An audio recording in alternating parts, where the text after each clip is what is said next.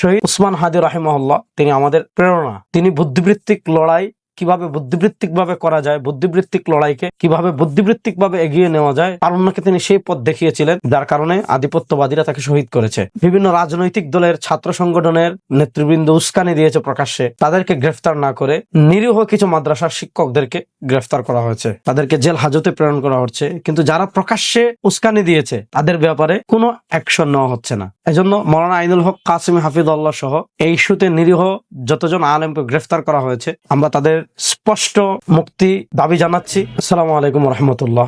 প্রিয় দর্শক, আমার দেশ কার্যালয়ে যখন হামলা হয়েছিল, নয়া দিগন্তে যখন আগুন দেওয়া হয়েছিল, সংগ্রামের সম্পাদককে যখন হেনস্থা করে নামিয়ে নিয়ে আসা হয়েছিল, আমরা তখনও সেগুলো সাপোর্ট করিনি। প্রথম আলো, ডেইলি স্টার বাংলাদেশে ফেসিবাদকে রক্ষা করতে এবং বাংলাদেশের সংখ্যাগরিষ্ঠ মানুষের মূল্যবোধ পরিপন্থী নেগেটিভ দাঁড় করাতে যা করার অতীতে তারা করেছে, এখনো করছে। তাদের সাথে আমাদের বুদ্ধিবৃত্তিক লড়াই পূর্বে ছিল, এখনো আছে। কিন্তু তাদের অফিসে ভাঙচুর করা, আগুন দেওয়া, এগুলো আমরা আগের কার্যক্রমগুলো যেমন সমর্থন করিনি, এগুলোও সমর্থন করিনি। শহীদ উসমান হাদি রাহিমাহুল্লাহ তিনি আমাদের প্রেরণা। তিনি বুদ্ধিবৃত্তিক লড়াই কিভাবে বুদ্ধিবৃত্তিক ভাবে করা যায়, বুদ্ধিবৃত্তিক লড়াইকে কিভাবে বুদ্ধিবৃত্তিক ভাবে এগিয়ে নেওয়া যায়, আর অন্যকে তিনি সেই পথ দেখিয়েছিলেন, যার কারণে আধিপত্যবাদীরা তাকে শহীদ করেছে। শহীদ উসমান হাদি রাহিমাহুল্লাহর শাহাদাতের পর প্রথম আলো, ডেইলি স্টার আক্রমণের জন্য কারা উস্কানি দিয়েছে, কারা প্রকাশ্যে ফেসবুকে পোস্ট দিয়েছে, কারা ভাঙচুর করেছে, একদম স্পষ্ট প্রমাণ জাতির কাছে আছে। কিন্তু আমরা দেখছি এক্ষেত্রে ইন্টারিম গভর্নমেন্ট যে কাজটা করছে,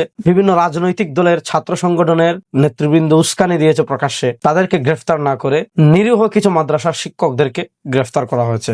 উদাহরণস্বরূপ মাওলানা আইনুল হক কাসিমি হাফিজাল্লাহ সহ আরো কিছু আলেমদেরকে আমরা দেখেছি যারা ঘটনার সময় পাঠদানে মগ্ন ছিলেন, কিন্তু প্রথম আলো কার্যালয়ে আগুন লেগেছে, এটা জাস্ট তারা ফেসবুকে সংবাদ যেভাবে মানুষ দিয়ে এভাবে শেয়ার করেছেন। এ কারণে তাদেরকে গ্রেফতার করা হচ্ছে, আইনের আওতায় আনা হচ্ছে, তাদেরকে জেল হাজতে প্রেরণ করা হচ্ছে। কিন্তু যারা প্রকাশ্যে উস্কানি দিয়েছে তাদের ব্যাপারে কোনো অ্যাকশন নেওয়া হচ্ছে না। এজন্য মাওলানা আইনুল হক কাসিমি হাফিজাল্লাহ সহ এই ইস্যুতে নিরীহ যতজন আলেমকে গ্রেফতার করা হয়েছে, আমরা তাদের স্পষ্ট মুক্তি দাবি জানাচ্ছি। তাদেরকে দ্রুত মুক্তি দিন এবং এই ইস্যুকে কেন্দ্র করে কোন নিরীহ আলেমকে, মাদ্রাসার ছাত্রকে যেন ভিকটিম বানানো না হয়, ওই পুরাতন ফেসিবাদী কার্ড খেলা না হয়। এজন্য আমরা সরকারের কাছে উদাত্ত আহ্বান করছি। আমরা কোনো অবস্থাতেই চাই না বাংলাদেশ পূর্বের অবস্থায় ফিরে যাক। যা কিছু হোক, মাদ্রাসার ছাত্রদের, আলেমদের উপর দায় দিয়ে মূল খলনায়ক যারা আছে, মূল ঘটনার সাথে জড়িত যারা আছে, তাদেরকে আড়াল করা, এই সংস্কৃতি বাংলাদেশে আমরা আর চাই না। মুফতি আইনুল হক কাসিমি সহ নিরীহ সকল আলেমদের আমরা দ্রুত মুক্তি দাবি জানাচ্ছি। আসসালামু আলাইকুম রহমতুল্লাহ।